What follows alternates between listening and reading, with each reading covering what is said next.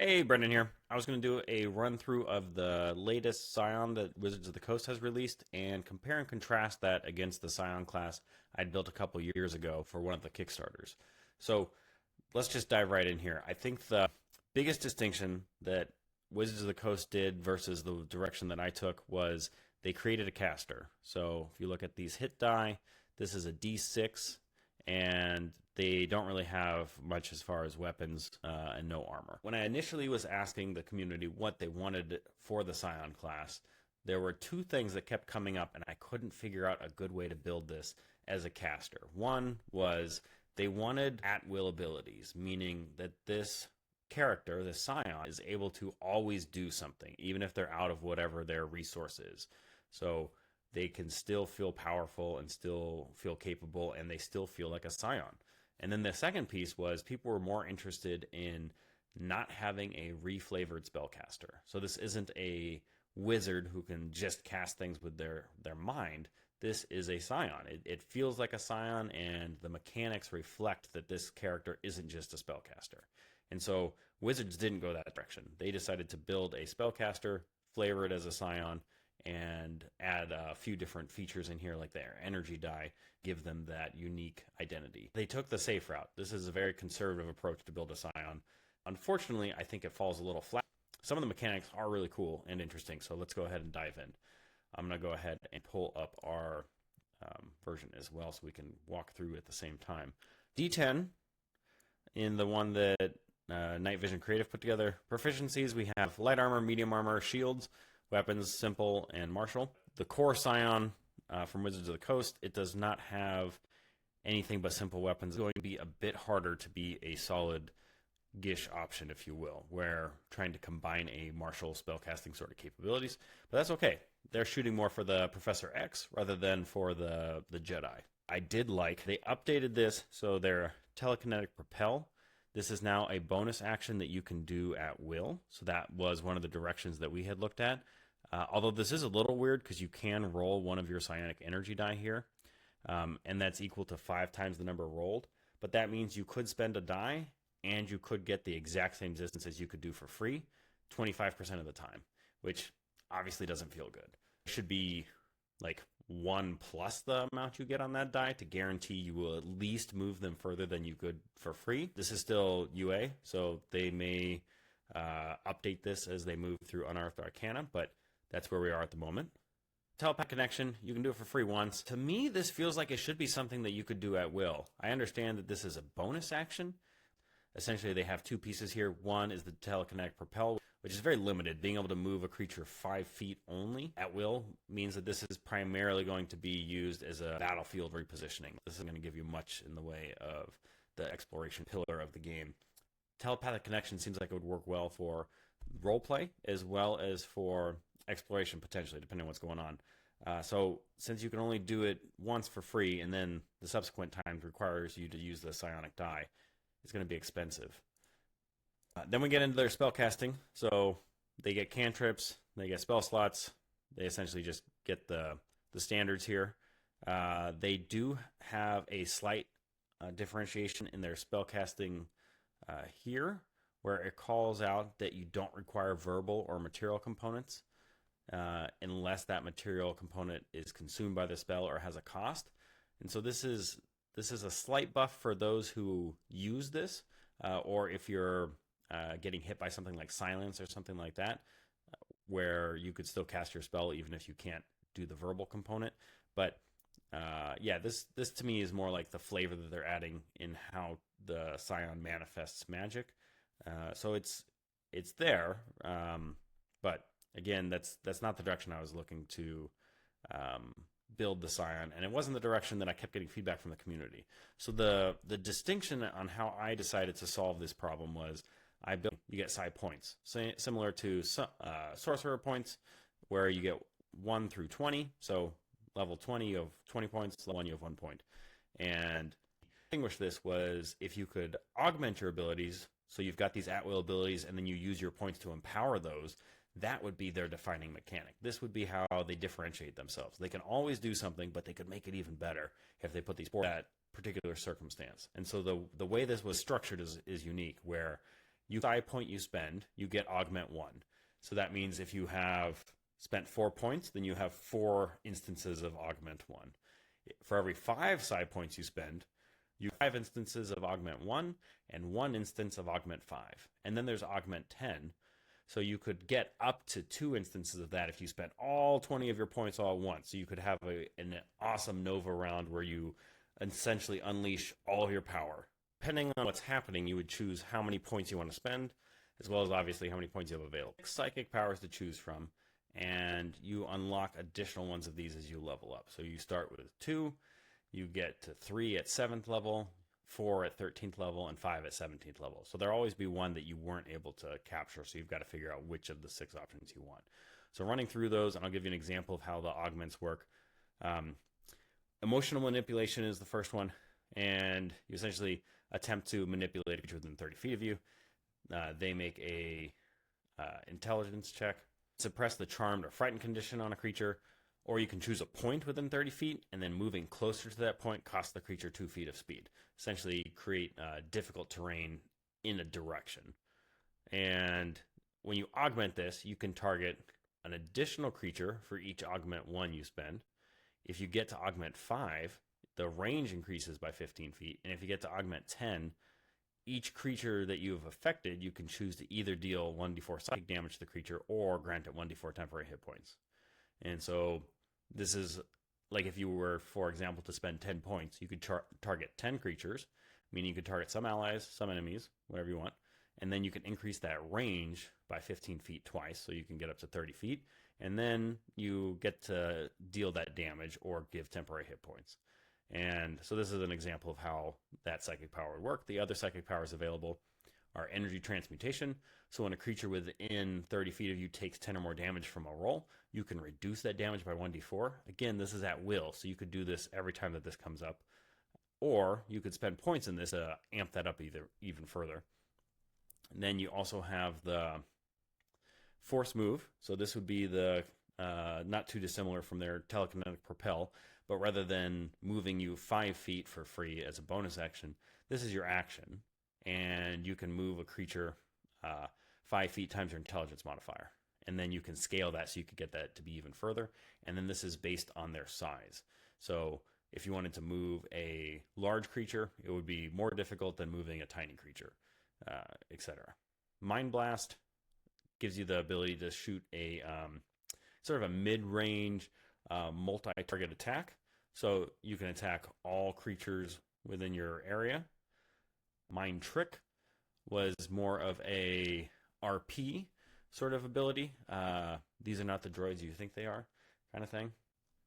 And the last one is Psionic Equipment. You can essentially generate equipment, a shield and or a weapon for the at-will abilities, and kind of similar to their telekinetic propel, and technically they have one at use of telepathic connection before you have to spend for it.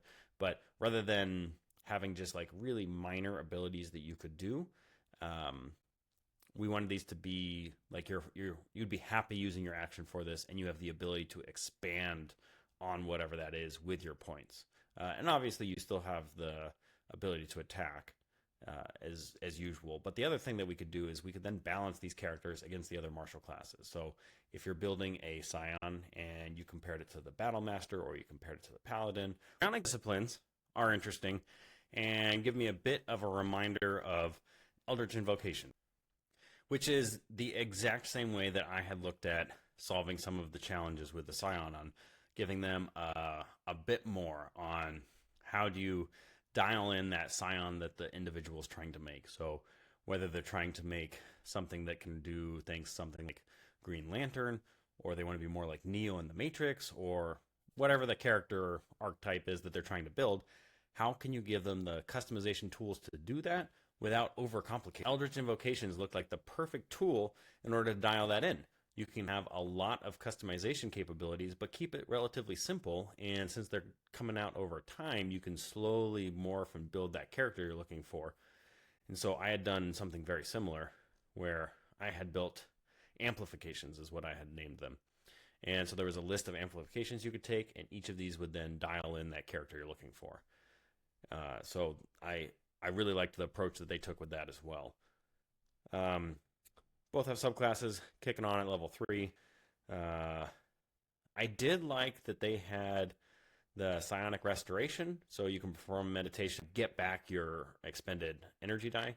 The Since you can only do this once until you finish a long rest, this class does function rather like a wizard versus a warlock, where your abilities are really constrained based on that long rest. They do give you an ability to do that psionic surge, which is cool. This gives you the ability to use your hit die in order to empower your dice further. And they have a few capabilities in here that let you sacrifice essentially future health for your psionic capabilities. The challenge with this is that's really expensive because hit die, they only come back half on a long rest. So this is the only mechanic in the game that comes back, if you will, every 2 rests, every 2 long rests. And so in some ways, this character, some of their traits are going to be really tied into their long-term survivability, where they already have a D6 as their health, and so they're going to have less health. And this character in particular, if they're then spending future health to empower some of their abilities, it is going to be, they're going to be resource constrained. If they fight in anything that requires like a dungeon crawl or something, where it's like a multi-day manage all of your resources, it will be difficult to use some of their abilities because of that. So I like the ability they can access those, but the way that they're doing that, especially when you get to roll 1 or more psionic energy die for a psion feature or psionic discipline, you can spend 1 or 2 of your hit point die. This gives you then the ability to roll an additional psionic energy die, and doesn't expend those, but that is a steep cost. You're essentially expending a resource that comes back half on a long rest to conserve a resource that comes back on a long rest. So it's expensive. We'll see if it sticks and if that's the direction they go. They did then have a few discipline options. There's a fair number in here, and they give you some different ways to tweak your character. It's just like those Eldritch Invocation example I was giving earlier, where you can really dial in how you want some of your things to feel and the archetype you're going for. The challenge here is, as far as I know, all of these require psionic energy die in order to use them, which means you really have very limited at-will abilities.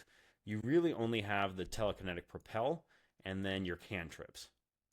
Other than that, everything either costs a spell slot or an energy die.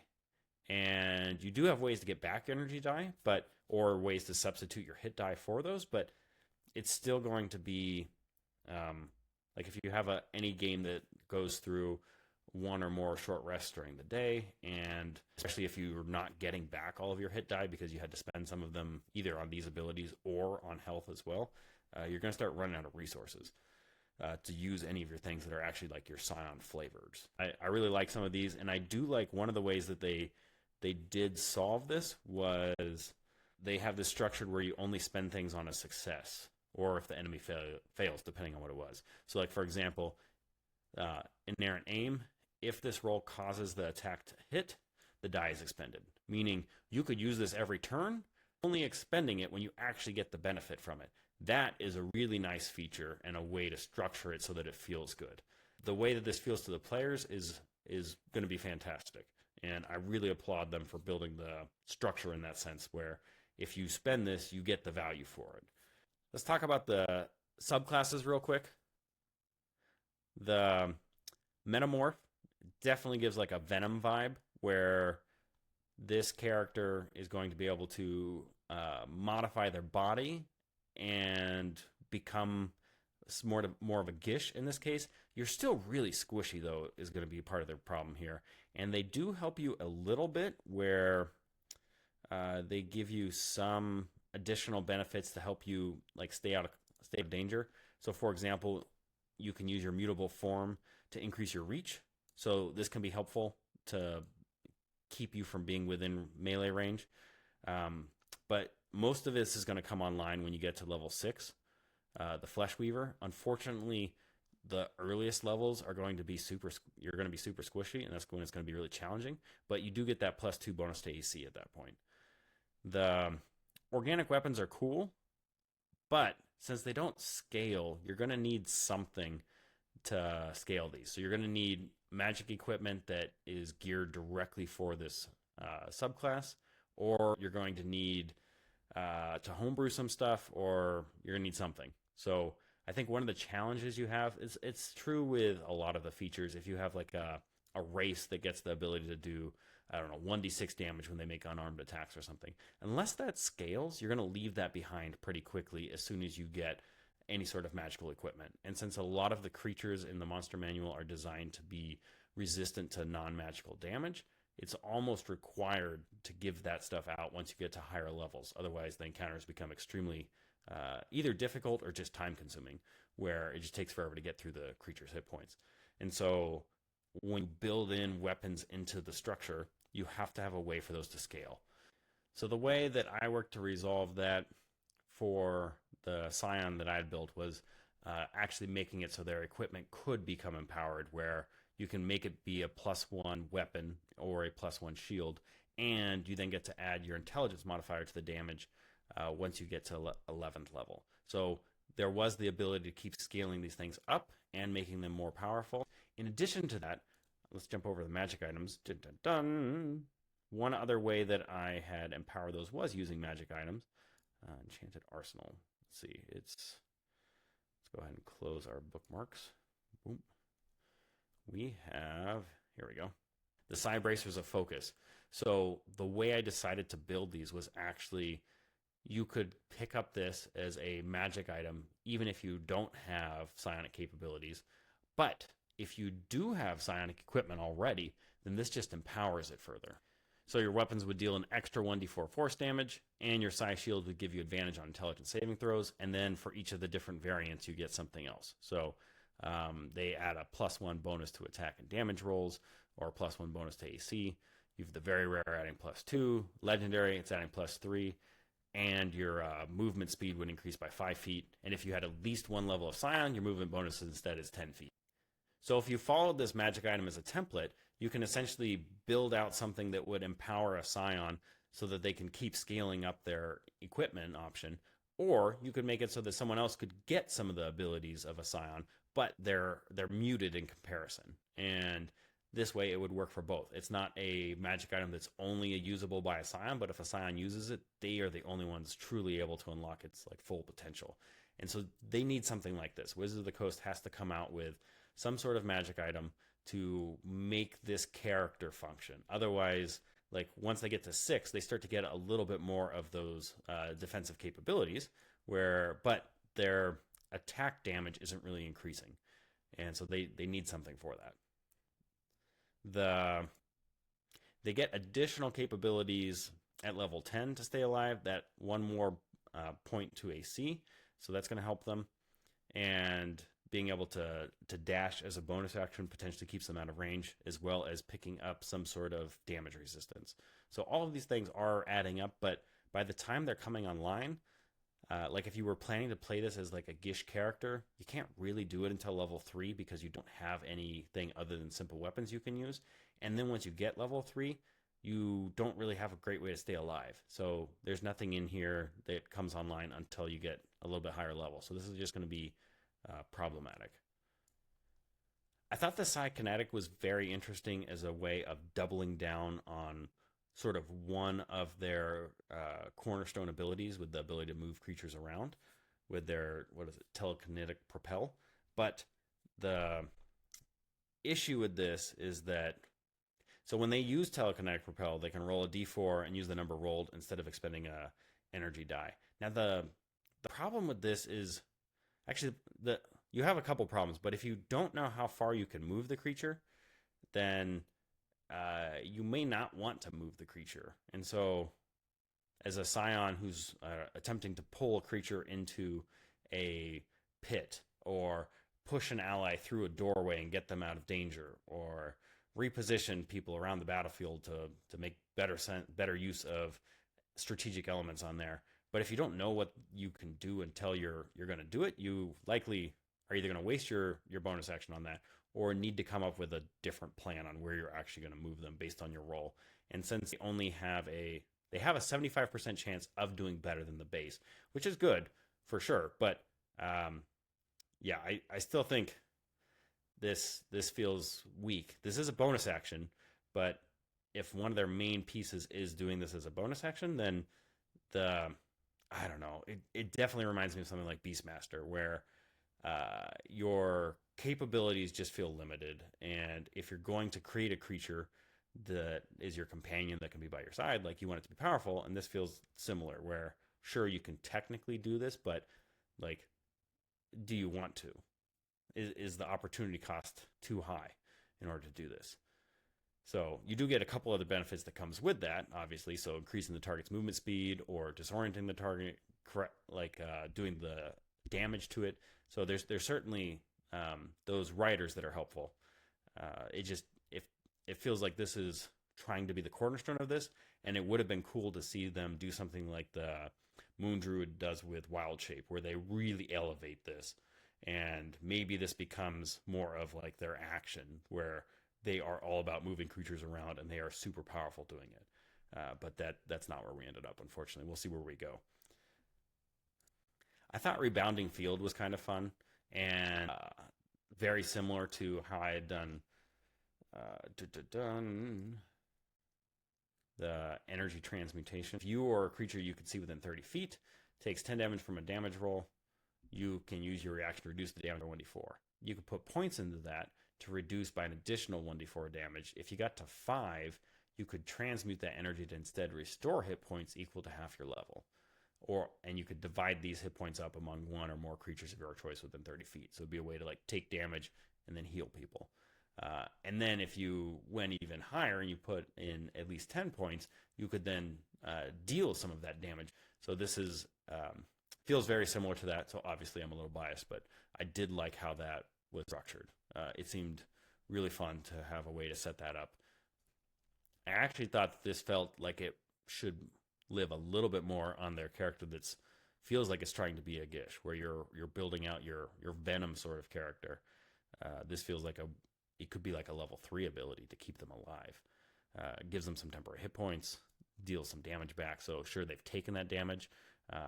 But again, one of their challenges is going to be that this character is so squishy, they don't really have hit points as a resource that they can expend unless they have a way to heal them, which this one does not. So it felt a little bit like it's on a character that doesn't really need this ability. They need something else. I thought the level 10 ability where it's modifying a particular spell is a little weird, where you're really locking someone into having to take that spell, which is not ideal. Like that kind of limits the build options a little bit. If anytime you're casting a spell that's not this one, then it doesn't feel as good. Like it'd be nice if this was just modifying any of the spells that kind of fall in this category. So maybe there's a handful of options to choose from, or it's just whenever you cast a spell, you get to do something that's based on the spell's level, so that you're still getting that ability. I don't know, something that's not limiting you to a specific build would be awesome. This one I thought was interesting. Again, it has a few things that feel a little limiting as far as build options go. So they have that Mind Infiltrator. So when you cast Detect Thoughts, you can spend an energy die to modify the spell. Again, that feels like you have to take Detect Thoughts as an option, and it's not just anytime you're using something that requires like a intelligence saving throw or something like that. Like ideally, they would empower the player to be able to choose whatever build they want, rather than have to use a specific spell. Especially since Detect Thoughts, that's not going to be something that the character necessarily even gets to use, depending on the game they're playing.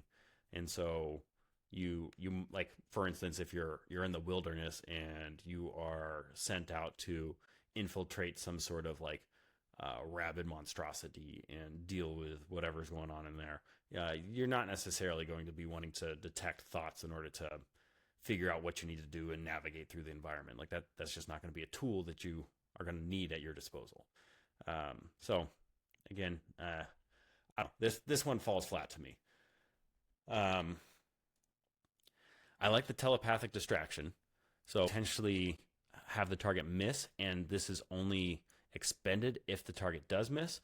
Feels good. It feels powerful. It feels like an awesome support option, and it doesn't feel like you are going to be wasting this. So if someone's going to hit, you use your ability, change that to a miss. That's essentially damage that the party was going to take that they now have those hit points. So this feels powerful and great. I love this ability.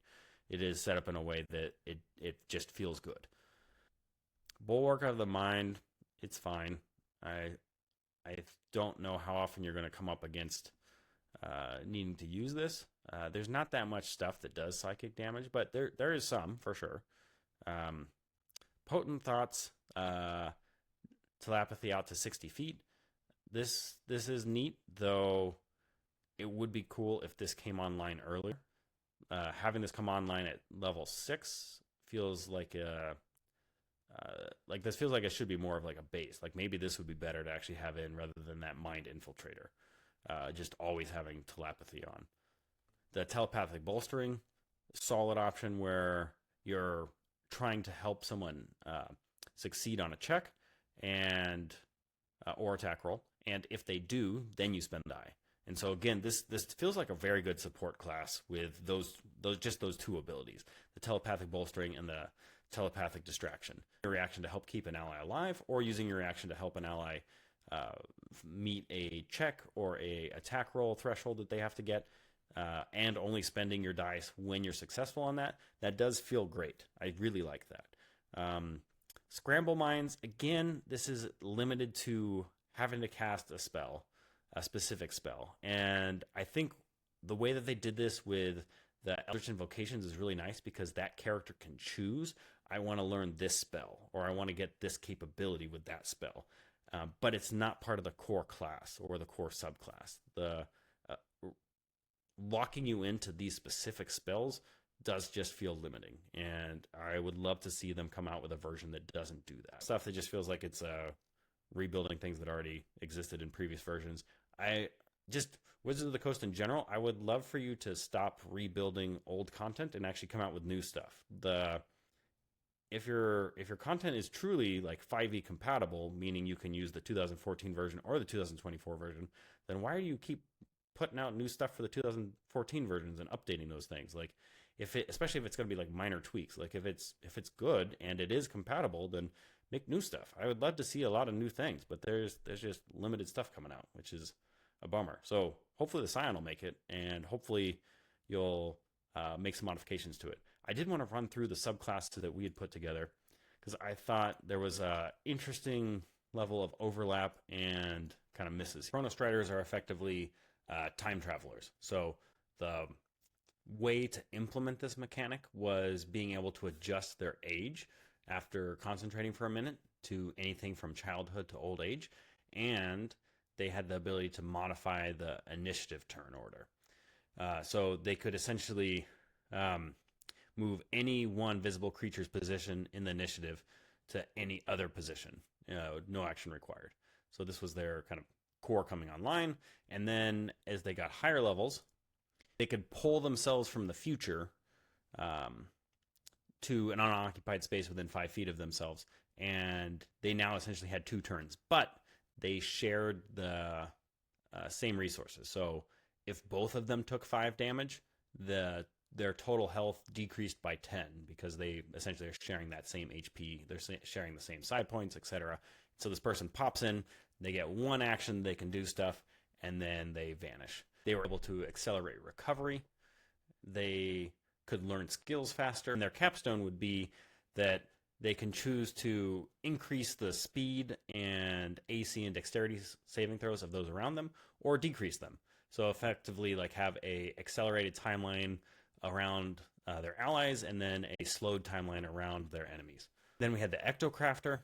This would be a individual that is, think of like a Green Lantern or something similar. So they can start off with being able to create terrain, then they can create an object, then they can create a construct, and they have the creation bond that they can get a perk to one of their things depending on what it is that they're focusing on. The Ether Shifter was more of like a Nightcrawler sort of character, a lot of teleportation options to do a bunch of quick jumps. So their unique feature here really is Warp Strike, which is a new psychic ability. So they have the same capabilities as before, where they can spend points on this, Augment 1, Augment 5, Augment 10, and this lets them teleport multiple individual instances, so they can essentially teleport 5 feet multiple times, and this scales based on their proficiency bonus. So by the end, they can teleport up to 30 feet in 5-foot intervals, and they can make a bonus attack as part of this that gets a damage boost to it. And then kind of going forward, they get benefits when they've teleported. So level 6, they have advantage on investigation and perception checks, or destination where they've teleported. At level 11, they can choose to teleport into a creature and essentially have a contest with that creature to see who gets shunted to the nearest unoccupied space, and they take damage and are knocked prone when they're shunted. So you could actually use this as a ability to keep teleporting into the space of other creatures and amp up your damage further if you can then keep moving them around and use it as a control ability, if you will.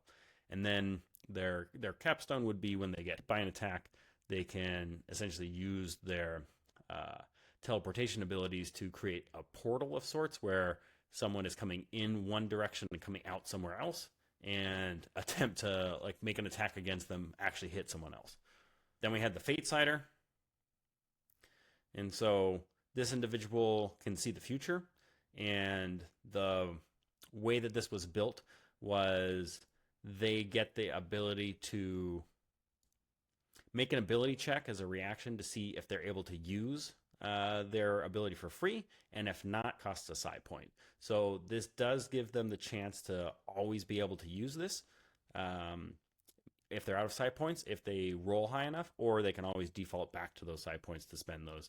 And you can move as a reaction to another creature moving, and each of these gives you a additional rider on top, and so their movement speed increases for that.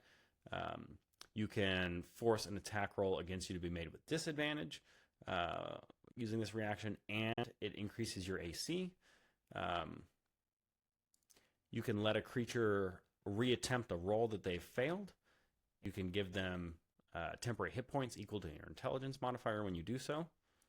And you can also use your reaction to let a creature who just scored a critical hit use your reaction effectively to make another attack. At level 6, when they roll a 20 on the d20, they gain an extremely detailed vision of something that's going to happen in 1 year, a way to give the DM a tool to tell them something that's interesting or important, or helps them with a quest line, or could be complete just flavor building for the campaign, or tie into their backstory, whatever it is. It's a tool a DM can use however they'd like. And the player obviously can work with the DM to see like what direction they'd want to go. Magic resistance, so just like as the trait for creatures, you have advantage on saving throws against spells and other magical effects. And then your capstone, you actually get a +1 to essentially everything, to your attack rolls, to your damage rolls, to your saving throws, to your AC, to your save DC, and to your bonus ability checks. And this was that sort of individual who's always able to see a little bit into the future, just making them better at dealing with whatever challenges come their way. The last subclass was the Psi Forger. So this individual, they essentially adopt like stances, if you will, and when they're in that stance, they get some benefits. So and there's new stances that are unlocked at each of the different subclass levels. So at 3rd level, you can choose the Striker, Bulwark, or Guardian stance for the Adept. At the 6th level, when you unlock the Specialist capabilities, again, you get those 3 choices. More guidelines of what the stance is supposed to do. Is it supposed to increase your damage? Is it supposed to increase your defensiveness? Is it more of like a support utility capability? And then you can mix and match. So if you want the Striker from the 3rd level one, but you want the Bulwark from the 6th level one, and you want the Guardian at the 11th level one, totally doable. These are all intended to stack together and synergize well, so you can use all strikers, all bulwarks, all guardians, mix and match between them, whatever theme best fits what it is you're trying to go for. And so just as an example, striker. So whenever you hit a creature, you gain a +1 bonus to future damage rolls against it. And if you miss the creature, you actually gain a +1 bonus to attack rolls against it. So you're more accurate against that. And you lose these bonuses if you go and attack a different creature. And so this would be a super valuable stance to have when you're fighting a creature they're going to have multiple rounds against, and you just keep getting better at hitting them and better at damaging them, depending on whether you're connecting or not. The bulwark, you essentially gain resistance to a damage type when you're being attacked, and this lets you prepare. So if you know you're going to go fight a fire elemental or some creature that does acid damage or whatever it is, or you need to have resistance to slashing, you could deal a little bit of this damage to yourself to start the day, and then you have picked up the resistance against that type of damage. And so it can dramatically increase your survivability, and you have the ability to customize what it is, the resistance based on what you're facing. And then with the Guardian, when you roll initiative, other creatures within 30 feet gain advantage on their next d20 roll. So this is the utility support sort of stance where you're going to be helping out those around you. And these just keep stacking up. So as you keep going through here, you pick up more and more.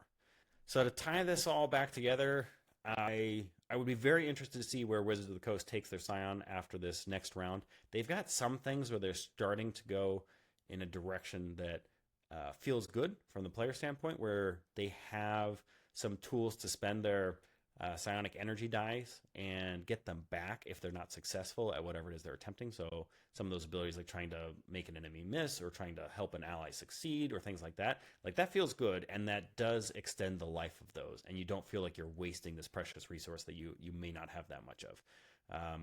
I do struggle with the resource overall on how they're going to use these things, and also the kind of default telekinetic propel. Like that was one of the things I wanted to dial in. Like if you wanted to be able to move creatures, both friendly or enemies, around the battlefield, like that feels like it should be an at will. Not too dissimilar to like the Thorn Whip cantrip or something. But if you took the damage off of that, you could scale that out further, and that's the direction I had taken Force Move. So I would love to see them build that a little more, especially if they have a subclass that's going to focus on that. Like right now, it feels weak. I would love to see the Moon Druid sort of treatment to that, where you're going to take an ability that already exists on the base Psion and like amplify it. So if you wanted to build that creature that's just moving stuff around, like this is the one to do, and it feels solid. But again, it probably can't be a bonus action. Probably needs to be their action if it's going to be powerful. So yeah, anyways, it'll be interesting to see where they take that. And a lot of these things are improvements. I would like to see more new stuff being released rather than rehashing old stuff. Like, again, if you're going to keep marketing this as a 5e compatible with 2014 and 2024 version, stop remaking the 2014 stuff. Just leave it alone and make new stuff. Let's keep expanding that. So anyways, if you have any questions, you're always welcome to ask either here on YouTube. You can send me a message on Discord. And yeah, I hope you have an awesome day, and I will talk to you soon. All right, take care.